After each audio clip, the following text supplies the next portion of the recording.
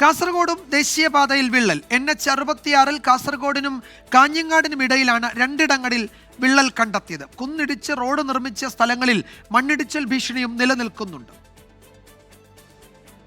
കാഞ്ഞങ്ങാടിനും കാസർഗോഡിനുമിടയിൽ മാവുങ്കലിലാണ് ഇന്നലെ ഉച്ചയോടെ വിള്ളൽ രൂപപ്പെട്ടത്.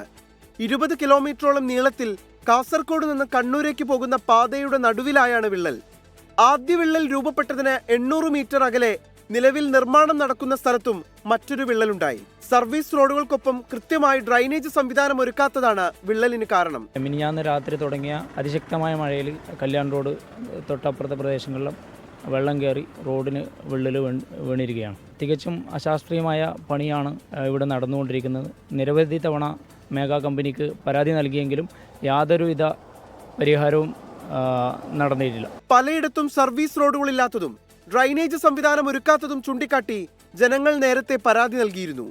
ജില്ലയിൽ ചട്ടഞ്ചാൽ, ചെറുവത്തൂർ, പിലിക്കോട് ഭാഗങ്ങളിൽ ദേശീയപാതയിലേക്ക് കുന്നിടിച്ചിൽ ഭീഷണിയും നിലനിൽക്കുന്നുണ്ട്. വിള്ളൽ രൂപപ്പെട്ട മാവുങ്കലിൽ ജില്ലാ കളക്ടറും പൊതുമരാമത്ത് വകുപ്പ് അധികൃതരും സന്ദർശിച്ചു. ഈ പ്രദേശത്ത് ഭാഗികമായി ഗതാഗത നിയന്ത്രണമുണ്ട്. അതിനിടെ ശക്തമായ മഴയിൽ വെള്ളക്കെട്ടിനെ തുടർന്ന് നീലേശ്വരത്ത് ദേശീയപാതയിൽ ലോറി കുഴിയിൽ താഴ്ന്നു. 24 കാസർഗോഡ്.